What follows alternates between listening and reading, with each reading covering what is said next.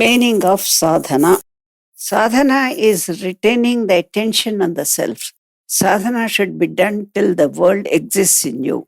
Meditation is concentrated attention. The soul is alone.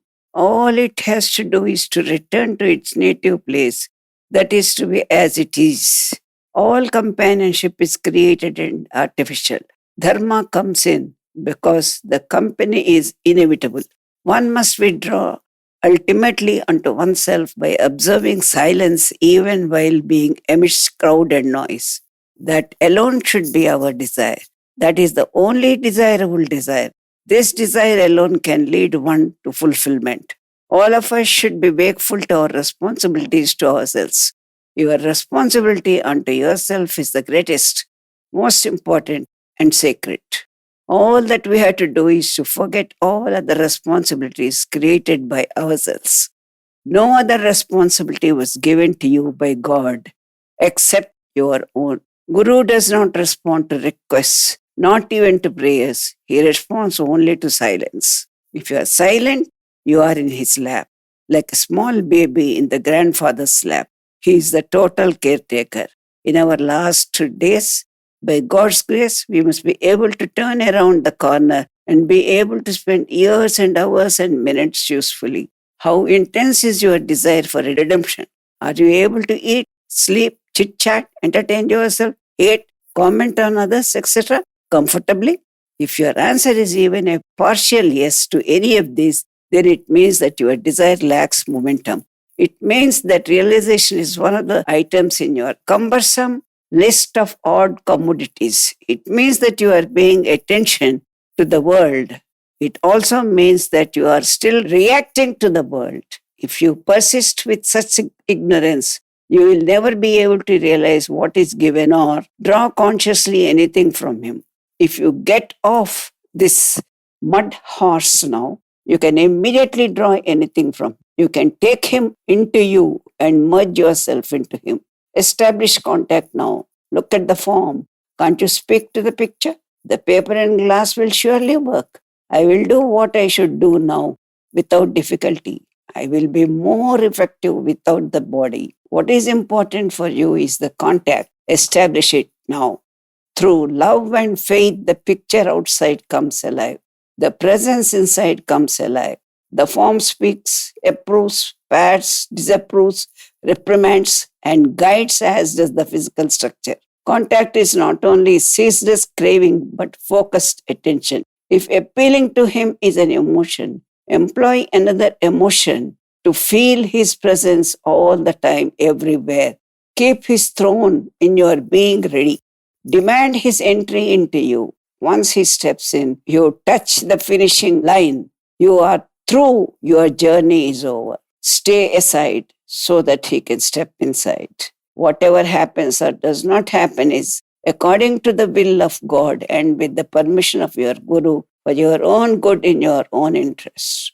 Outgrow the indwelling. The inner person is the master and the body the servant. Though he is the owner, he behaves like a servant. Spirituality tells you whether you are the servant of your body or its master. The body is your instrument. You don't sense it, but take service from it. Command it and bring it down on its knees before you.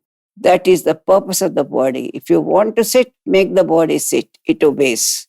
How to win over the body? By rejecting the body's demands, we will be able to master it. Master is one who has mastery over senses. If you are able to master your senses, you will be able to master my senses also. People have approached masters with a request to take their senses from their hands. What does it mean? You have to do what you can do. Then only I can do my job. You must grow out and spread. You must outgrow your indwellings. When you break free from the clutches of body and mind, consciousness suddenly uncoils its ever-growing vast expanse. You must find dissatisfied with the smallness of the size of this world.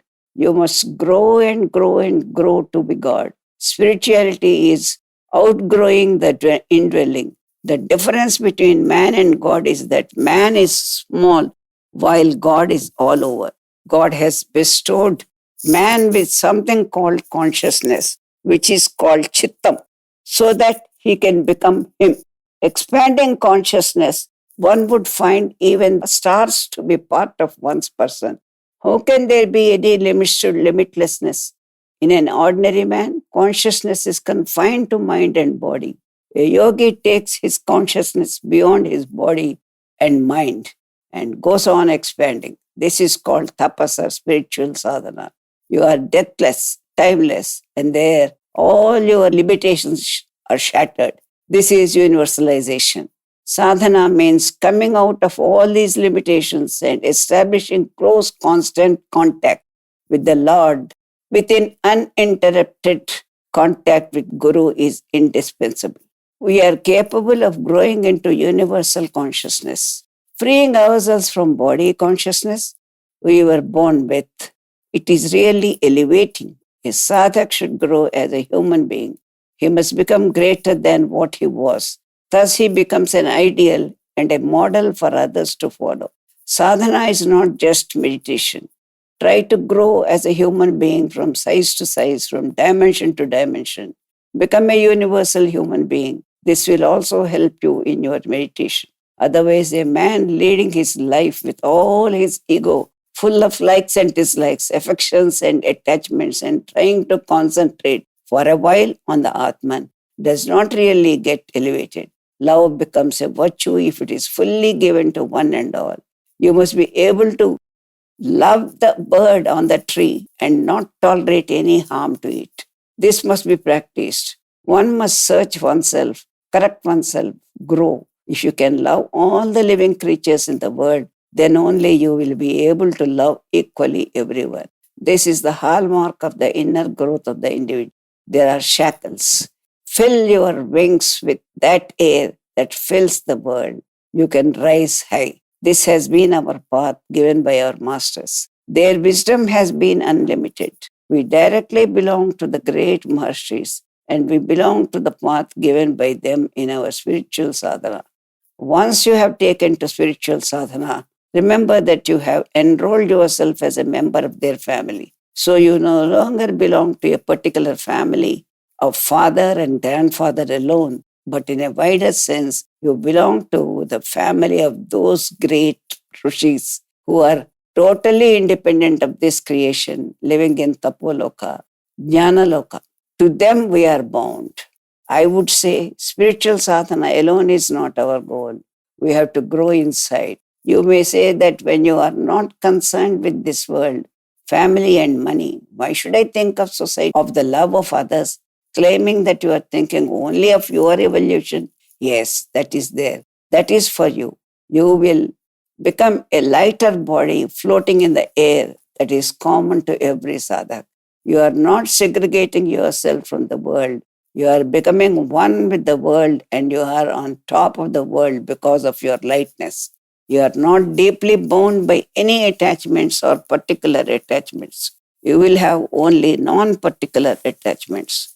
That is called love for all, universal love. That is why people say God is love. What do you mean by saying that?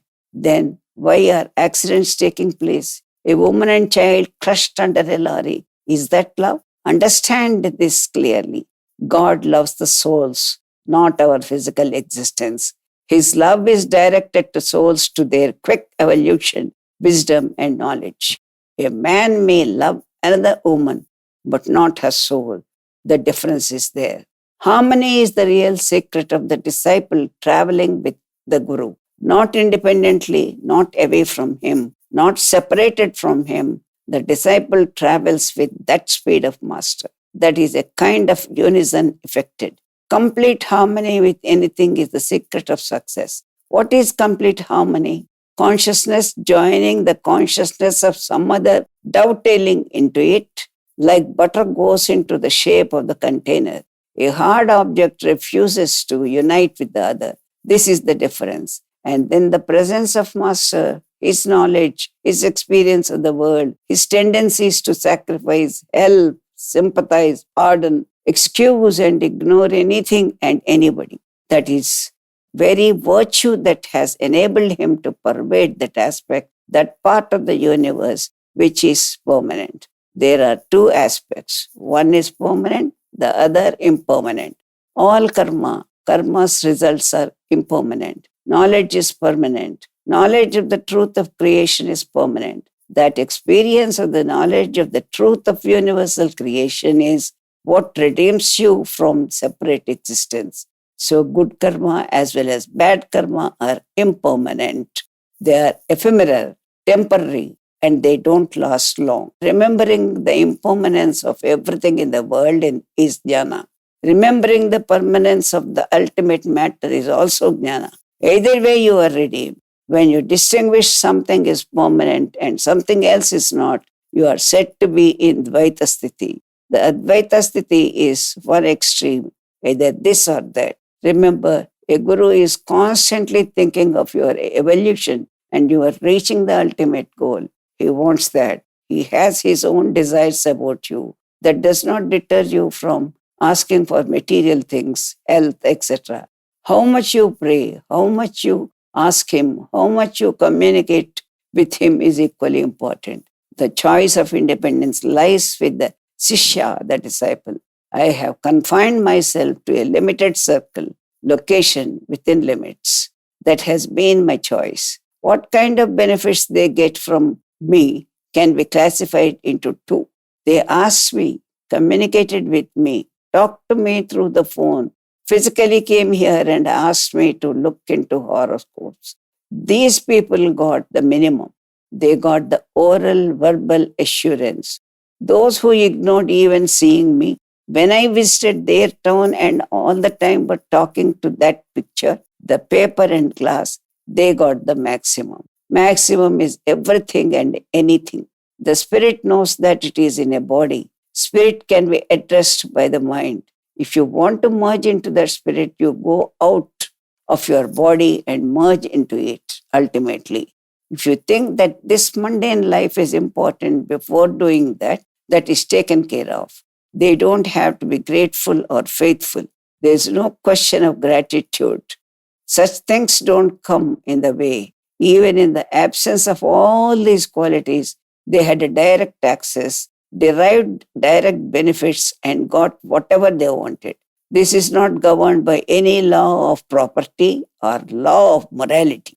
All these things do come into the picture when redemption or total absorption is concerned.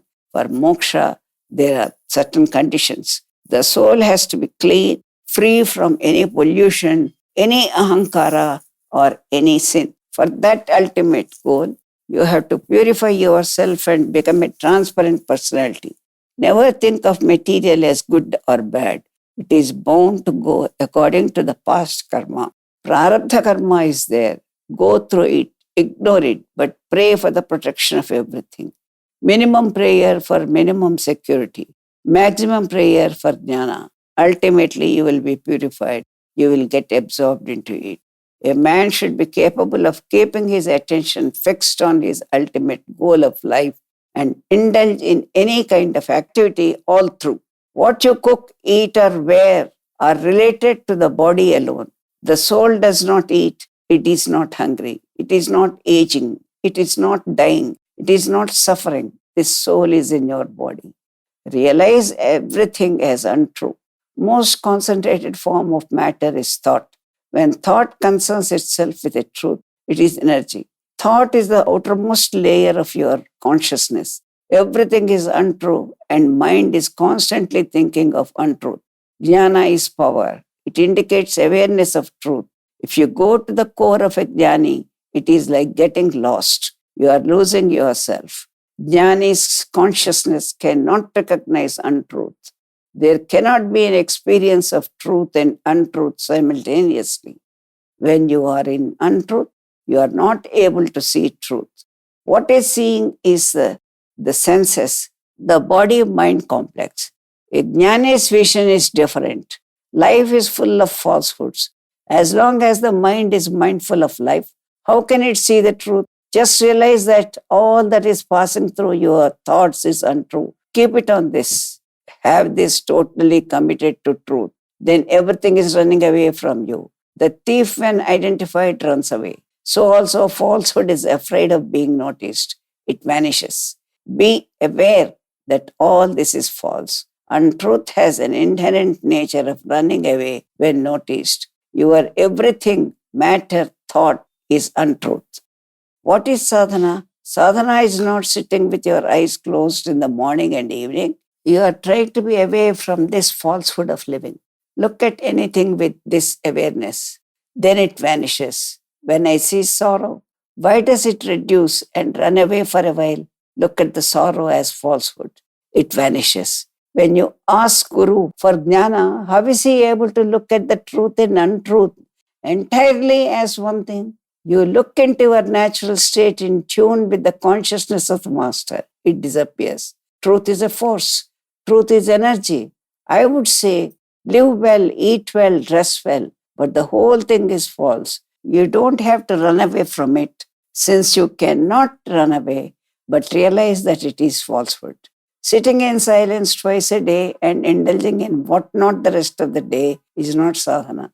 Sadhana is being a sadhak every minute. Tapas is a 24-hour business. All the 24 hours you should be mending your ways, ending your bad ways, and then adapting yourself like tambur and the voice to nature and its happenings. You tune yourself to nature so perfectly that you will not find nature to be inimical at any moment. You have to tune up.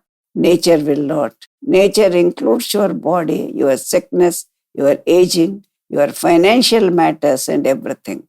All things are nature. Your karma is translated into experience today by the planets. Incidentally, if you believe in planets, or karma taking place in its course is a law that is taking place obviously. By tapas, you can win over certain planets, but to what purpose? What is the ultimate value of your achievement? Nothing.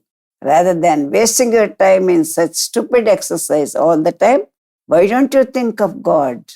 Namasmarana, charity, service, dhanam, seva, and then in the process, join in 5 elements one day. Disintegrate yourself as smoothly as you can with absolute minimum noise and absolute minimum notice. This is the best way of living and living. This is not dying. You have to live. You are living only to live. This is an attitude. This way the Jivatma finds its way smoothly. It takes off like an aircraft in the hands of an expert pilot. Even if you are suffering on account of your sins, I don't see any wisdom grieving over it. On the other hand, there is every reason to feel happy about it as you are washed off your sins. You are emerging cleaner every minute. Why do you say it should not have happened? As sadhak, you extend your vision back. You will find what should have happened only has happened because of past actions. This is the way of life. Serving a few plants, removing weeds, and nurturing the saplings is service. There is pleasure in feeding a few birds. What do is always unimportant. Even conquering a kingdom and giving it away in charity is insignificant in the ultimate history of time. It is your arrogance that tells you that you have done a great thing. If you have no ego, you will go to such heights from where you will see the actions as insignificant. Arrogance makes you small, which makes your actions appear big. Realize the truth. I am permanent. I am that universal soul. I have a body, but karma cannot affect me. This I have known. Until now I have been in the cycle of birth and death, but now I have no death and hence no birth. I am as permanent as the Lord himself. I have been existing in the past, but did not know it. Now I have neither birth nor death. This should be the attitude. When you say that you are the universal soul, it means you are Brahma Vastu. One who feels this strongly realizes it. He realizes it because the feeling is true. What cannot be realized is not true. Only truth can be realized. The non-permanent things I see every day, the ephemeral, what about them? We gain money, we lose it. We make friends, we lose them. All these things should not bother us. The truth should be remembered. I have no death, hence I am permanent. And what is permanent is truth. If you remember this truth, there is nothing that is yours and nothing that is not. If the body, the personality, which is born and which perishes, is true, then everything it relates to is true as well. If this is not true, then neither is true that is related to it. This is called self-introspection. Remember the truth always. Retaining what truth you have come to know is sadhana. There is nothing new to know. Constant remembrance of an unbroken truth purifies your consciousness and makes it memory free. You are God. Who is not God? If you are not God, it means that there is something in this world which is not included in God, or not part of God, or not God, which means God is incomplete. Tendency is nothing but a desire in today's language. Remove the desire, the tendency is uprooted. Chitta is purified. No memories of the past will remain. Atman is available for you. Capable or not capable, whatever be our past, our future is with you, Lord. If with you, my past does not count for anything and eternity is my future. So, have immense faith in the power of truth. Truth does not depend on any other force to work. It is the most powerful thing in the creation. Mana sadhana oka samanvaya drishti. When the master talks to his close disciples or followers, it is not guaranteed that they grasp or understand every syllable of what master speaks. Sometimes master gives a pause and then starts speaking. But the listeners don't understand the pause. When they reproduce master's teachings, the pause is missed and the meaning changes. Comma is not placed where it ought to. Master may communicate in his speeches certain things through gestures or a nod. All that can't be written, and master is therefore never quoted in toto. Master's language is not printable. Yenta careful, cautious, and copiously commented upon aina exactగా reproduce చేయలేరు. వాక్యానికి మధ్య 10 సెకండ్లు మౌనం ఉండొచ్చు. గురువు అనుభవం మీద మాట్లాడతాడు. మౌనం తర్వాత మాట్లాడడం రెజ్యూమ్ చేస్తే హైఫెన్ బదులు ఫుల్ స్టాప్ పెట్టి వాక్యం మొదలు పెడితే అర్ధోక్తిలో వదిలేస్తారు. తక్కువ పాస్తో కంప్లీట్ చేస్తారు. అది బ్రాకెట్స్లో ఉండాలి. రాసేవారు విన్న వాక్యం రాశారు కానీ అర్థం చేసుకున్నది కాదు. లాంగ్వేజ్ ఫ్రీ స్టైల్లో మాట్లాడడం పర్మిసిబుల్ కానీ సబ్జెక్ట్ కాదు. కృష్ణుడు యమునా తీరానికి సరదాగా వెళ్ళాడంటారు. సరదాగా వెళ్ళడం ఏంటి? యమునా తీరానికి వెళ్ళాడన్నది సెన్స్ ఆఫ్ కమ్యూనికేట్ చేస్తోంది కాబట్టి ఎక్స్క్యూజబుల్ ఫ్యాక్ట్కే విరుద్ధంగా రాస్తే సత్యదూరం అయితే చిక్కే. ఉళ్ళది నాపదిని జర్మన్లో ట్రాన్స్లేట్ చేశారు. ఇంగ్లీష్ నుంచి అది జర్మన్లోకి మారింది. జర్మన్ ట్రాన్స్లేషన్లో ట్రాన్స్లేటర్ అంటాడు, ఉళ్ళది నాపది స్వతంత్రంగా ఉండే వేదాంత శాస్త్రం, అద్వైతం కాదని. అది అద్వైతమే, గ్రహించగలిగే అద్వైతం, విశిష్టాద్వైతం, అన్నిటికీ అతీతమైందని తెలుసుకోవాలి. డిక్షనరీ దగ్గర పెట్టుకుని రాస్తే ఏమర్థమవుతుంది? మనం ఏం చెయ్యాలి? ఈ లిటరేచర్ అంతా సాధనా దృష్టితో సామాన్యుడు చదువుతున్నప్పుడు with references to old text ఏం చెప్పాలి? వాటితో నిమిత్తం లేక సాధారణ భాషతో చెప్పగలగాలి. టెక్స్ట్ అనాది. మనం చెప్పేది సుబోధకంగా ఉండే సందేహ నివారణ చేసే భాషలో ఉండాలి. ఫర్ ఎగ్జాంపుల్, విష్ణు యోగంద్రలో ఉన్నాడంటే ఆయనకి జగత్ మిథ్య ఏమిటి? ఎలా? ఈ తర్కంతో బుర్ర పగలగొట్టుకోవడం కంటే విష్ణువు స్వప్నం, జీవుడికి యథార్థం, మిథ్య అని ముగిస్తారు. జగత్ మిథ్య మనకి కాదు, విష్ణువుకి. కళలోనివి మనకి ఎలా మిథ్యవో అలా. కానీ నిద్ర లేవగానే ప్రపంచం ఉంది. మిథ్య అనేది స్వప్నావస్థకు ముందు, జాగ్రత్త అవస్థ తర్వాత జాగ్రత్త అవస్థ. ఇది ఎలా మిథ్య అంటే 2 యథార్థ స్థితుల మధ్య అయథార్థ స్థితి. ఇక్కడ ఎవరు రెఫరెన్సు? సృష్టికర్తకి మిథ్య అంటే సృష్టికర్త జ్ఞానానికి వెళితే అది మిథ్య అవుతుంది. అది ఒరిజినల్ స్టేట్. క్లిష్టం. మిథ్యను గురించి శంకర్లు చెప్పినది బుద్ధిని మాయావాదం. ఇలా ఎన్నో పాయింట్స్ క్లారిఫై చేయాలి. తర్కశాస్త్రంతో నిమిత్తం లేదు. ఈ అర్థంలో యోగ శాస్త్రంలో జగత్ మిథ్య కాదు. ఇలా ఇతర దర్శనాలు సమన్వయం అవుతాయి. శంకరుడు మిథ్య అన్నాడు, మీరు కాదంటారు.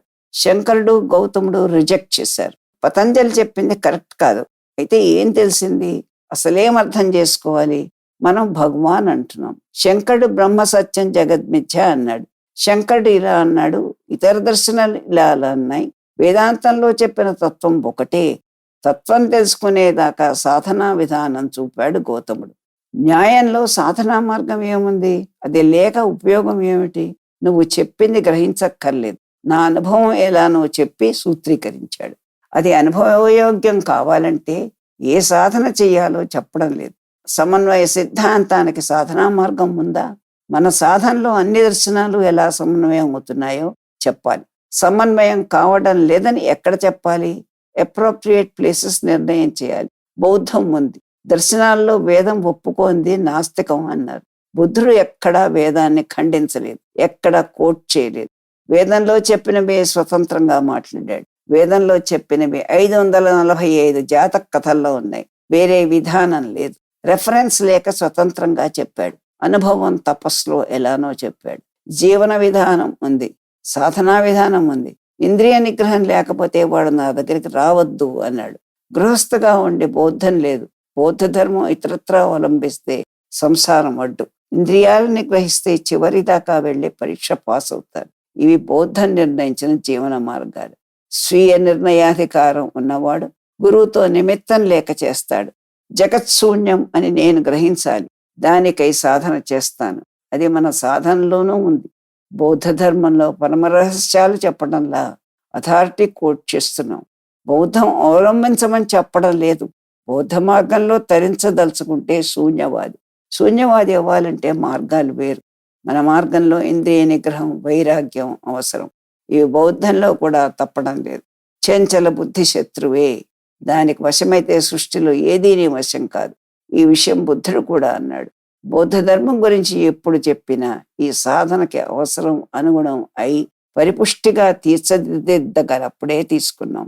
అలాగే వేదం ఈశ్వర లక్షణాలు ఏమి చెప్పిందో ఆ తత్వము గురుతత్వము కలిపి చూడడం మార్గం, అనుకరించడానికి వైదిక మార్గం. కానీ అక్కడ జ్ఞానం లేదు కనుక గురుతత్వమే మార్గం అని చెప్పాం. జీవన్ముక్తులు అనేక మంది ఉన్నారు. పారమ్యం గురువు యందు, తథాగతుడి యందే పారమ్య బుద్ధి. ఇలా చెప్పుకుంటూ వచ్చాం. అంటే వేద కర్మలు ఇవాళ నుంచి వదిలేయమన్నానా? సంధ్యావందనం వదలమన్నానా? సాధన అవసరం. ఇంద్రియ నిగ్రహం కావాలి. ధ్యానం అంతఃకరణలో ప్రవేశపెట్టాం. వేదంలో విధి విధానాలు ఉన్నాయి. సంధ్యావందనంలో గాయత్రి ధ్యానం ఉన్నది. మన సాధనతో వైదిక విధానంలో కూడా నిత్య నైమిత్తిక కర్మల్లో సాధన దృష్టి పెడితే ఉత్తీర్ణుడు లేదా కర్మిష్టి అవుతాడు. అది విరుద్ధం కాదు. సంధ్యావందనం చేయమని మహర్షి టీచింగ్ లేదు. ముందర దౌర్బ్రాహ్మణ్యం లేక భ్రష్టత్వం లేక చేయడం, ఇది సమన్వయం. As a policy no condemnation. దయాల్బాగ్లో కర్మలు నిషేధించారు. సాధనలో ఉత్తీర్ణ పొందితే కర్మలతో పని లేదు, అప్పుడు ఇవి అక్కర్లేదు. అందుకని మంత్రం, యంత్రం, ఉపాసనలు, మహాలక్ష్మి, దుర్గా పూజలు వదలాలనే నిర్ణయం అక్కర్లేదు. జీవన విధానం ఉంది, సాధన పరమార్థం. ఏ సాధనలో అంతఃకరణ పరిపుష్టం అవుతుందో, చంచల మనస్కుడు కాకుండా ఉంటాడో అది సాధన, అది ధ్యానం. బ్రహ్మ సమాజం అన్నారు, విగ్రహాలు పారేయమన్నారు, అది తేలిక. అలా అని దానిలో ఉత్తీర్ణత చేయించారా? ముందర వచ్చేది భ్రష్టత్వం. నూతన మార్గంలో ఎక్సైటింగ్ గా మాట్లాడి ఉత్తీర్ణుల్ని చేయలేరు. వర్ణాశ్రమ ధర్మాలు వైదిక మతంలో ఉన్నాయి, అందులో వీటికి భంగం లేకుండా సాధన అనేది ఉందా?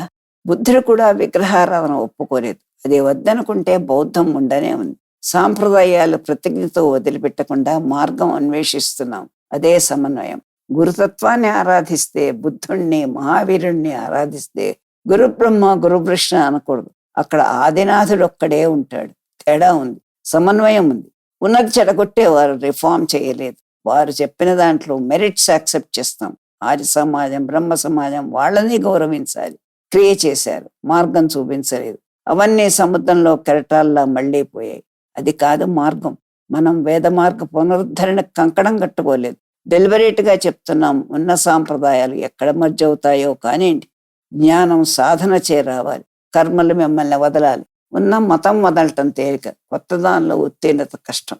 సంఘంలో భ్రష్టుల్ని చూస్తున్నాం. సగుణం ఆరాధించాలి ఒకడు. వీడికి అడ్డమైన గుణాలు ఉండవచ్చు. మహాలక్ష్మి ఆరాధన ఐశ్వర్యం కోసం చేయవచ్చు.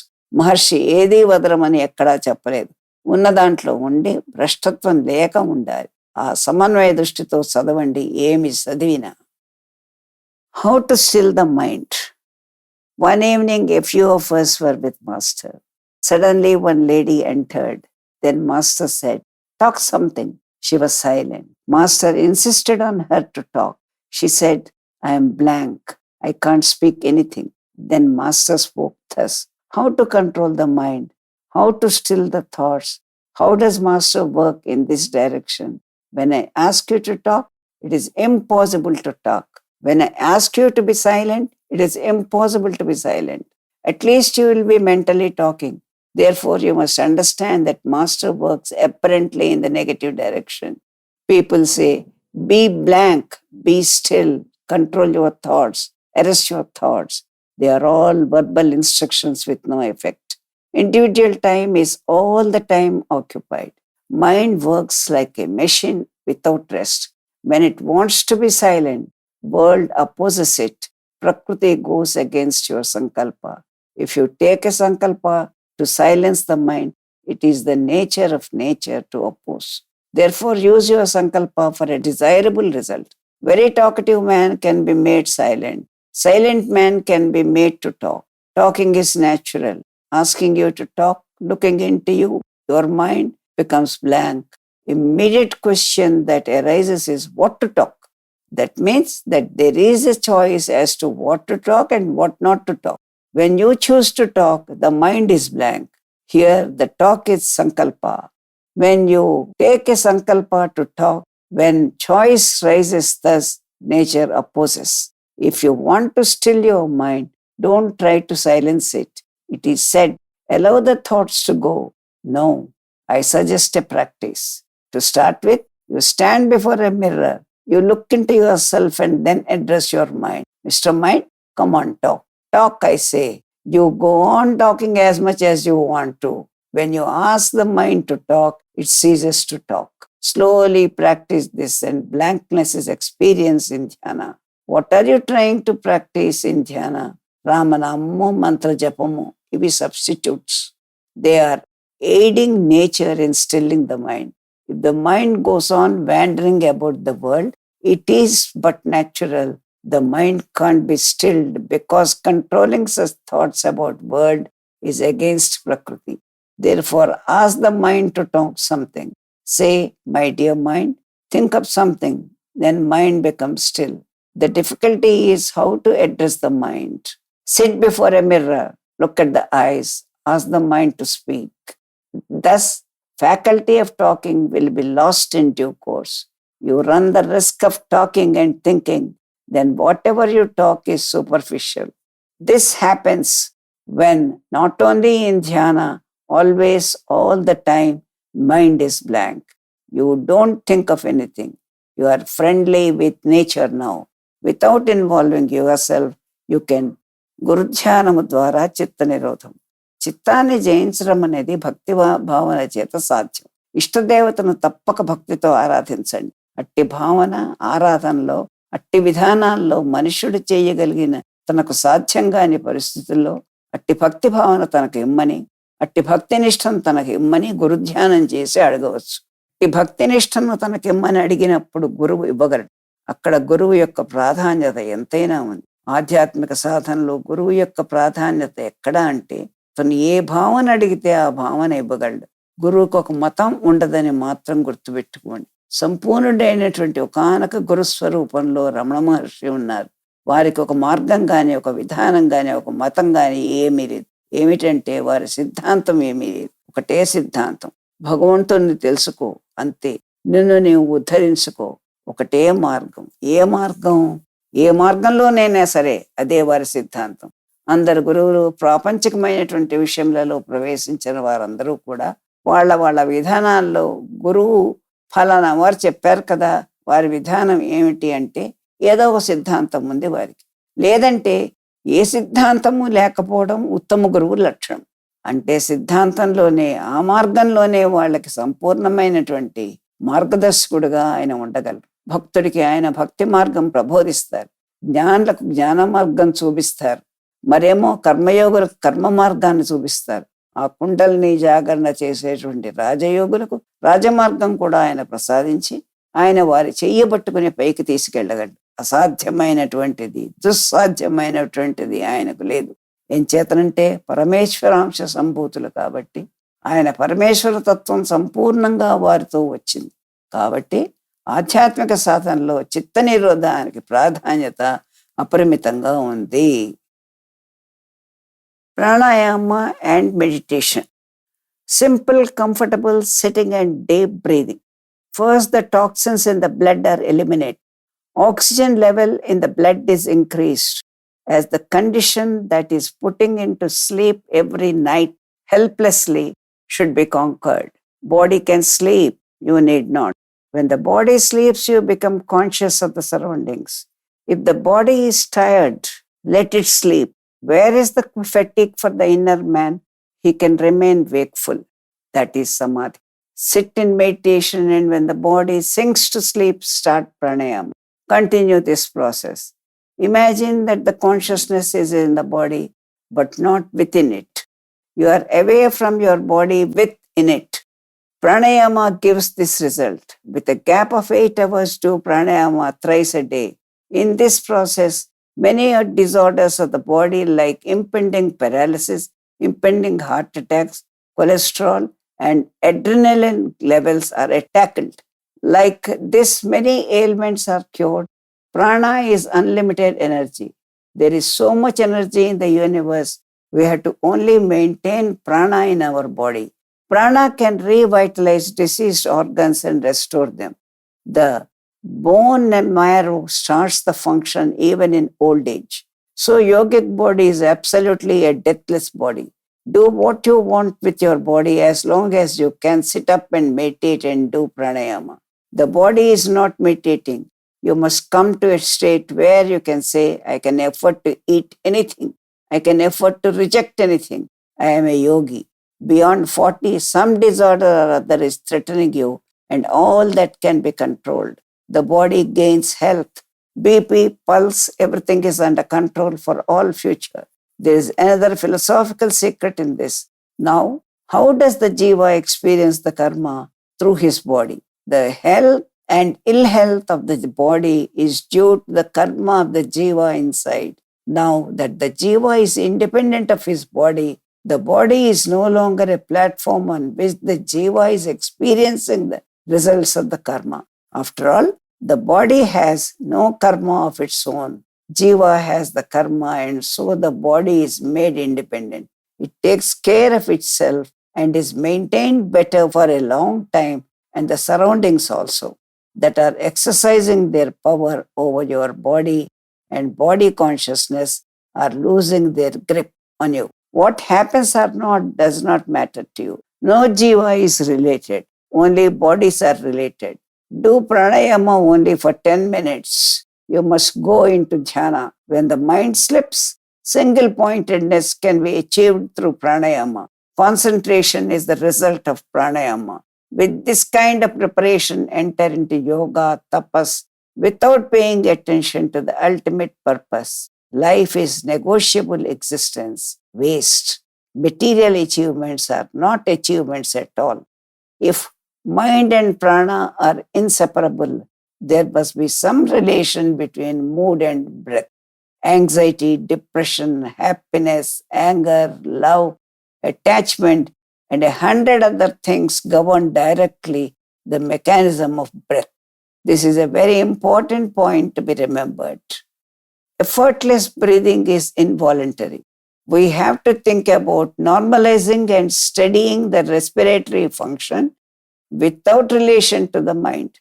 Breath must become independent of the mind. That is the first attempt. If that is achieved, you will be surprised to know that your aging process will be stalled. The process of aging is stopped. Awareness of one's own being, sthiti in other words. I am a soul inside the body. This body is a result of my karma. Circumstances are also a result of karma. My relationship with this body leads to my relationship with the circumstances around. So I am undergoing the results of karma. I do not have to. I can stop the circumstances by being independent of this. I would not care what happens. Awareness is of that sthiti as not part of this body, but as an insider in trying to declare independence from the circumstances. Therefore, He does not react even to ants. The disturbability must be destroyed. That is yoga. Always take a deep breath. In this process, if you imagine your center of breathing to be in the heart area, your diaphragm automatically expands and contracts. The breathing is shifted from anywhere to the inside of the heart, below the lungs. Physically speaking, this is what is known as cellular breathing. Every cell in the body breathes. Take a deep breath every time. In this process, even the rib bones are not automatically moving by your effort. The diaphragm decides how to expand or contract. If you do, it is always erroneous.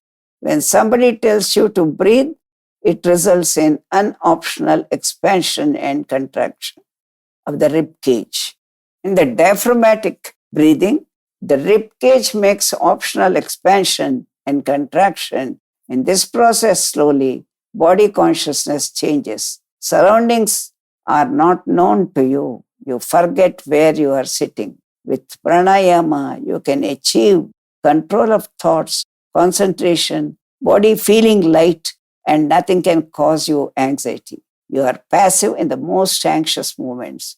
You look at yourself as you look at something else. Primarily, when the cord is cut, the body is separated from the mother. Immediately, the respiration, breathing activity, and other things start independently to maintain its own self. When the breathing starts, the I starts. Before that, there is no I. It is part of the I of the mother. So, some samskaras are prescribed when the mother is carrying. Those samskaras are directed for the welfare of the future individual that is going to be born, which is now part of mother's body. That is exactly why even we prescribe pranayama to destroy activities of chitta. Pranayama is nothing but breath control. It is because of the I. It is because the breath has initiated the presence of the I. Breath has something to do with I. The I is nothing but the chitta. Consciousness and I are not different. So, why should breath control be prescribed at all? So, pranayama is the starting point for the control of the I function. Slowly in dirgha pranayama, when the breath is totally controlled, a stage comes when man hardly breathes once in a minute, once in 2 minutes, or once in 5 minutes. That is when he totally goes into samadhi sthiti. When I is totally annihilated, chitta absents itself totally. It floods the body. The I is not functioning there at all. This is why they can extend normally the 60 years of destined life to 600 years also by breathing only very little. The God is not sitting somewhere and listening to our prayers personally. God is not individually located on an address. He is pervading everywhere, and everywhere anyone is listened to. He is heard. As you perceive, he presents himself. It is perceiver's presentation. To Prahlada, God is everywhere. To Gajendra, whoever is there, wherever he may be, that is the big difference. There are levels in the prayers or praying minds of the human beings. One is a mental prayer with disturbed mind, not concentrated. Then buddhi, analytical prayer. The chittam, keeping him filled up with his consciousness and meditating on him. These are the respective levels. Only thing is, the response is not understood. So the best thing for him is to keep hold of him in consciousness without addressing or putting questions. That clears your doubts in your own consciousness. The material to answer, the language for answering is available in your own consciousness. So it answers by the presence. చలనాత్మకమైన ప్రాణము శరీరాన్ని కూడా చలనాత్మకము చేసింది. శరీరంలో ప్రతి అంగము కదులుతూ ఉంటుంది. ప్రాణాన్ని నిరోధించినప్పుడు శరీరం కదులుతూ ఉండడం మంచిది కాదు. ఇలా కదిలితే ప్రాణ నిరోధ ప్రక్రియకే భంగం వాటిల్లుతుంది. కనుక పరిగెత్తుతూ, నడుస్తూ, నిల్చుని, వంగుని ప్రాణాయామం చేయకూడదు. స్థిరంగా ఆసనం మీద కూర్చోవాలి. నిశ్చలంగా ఉండాలి. వేలు కాలు అహర్నిశలు కదల్చకుండా ఉండాలి. అభ్యాస యోగం చే కొంతకాలానికి కదలకుండా కూర్చోవడం చేతనవుతుంది. దుస్సాధ్యమే కానీ అసాధ్యం కాదు, కష్టసాధ్యం. ఒక ఆసనంలో స్థిరంగా 3 గంటలు కదలకుండా కూర్చుంటే యోగి అవుతాడట. ఇంకేమీ చేయక్కర్లేదు.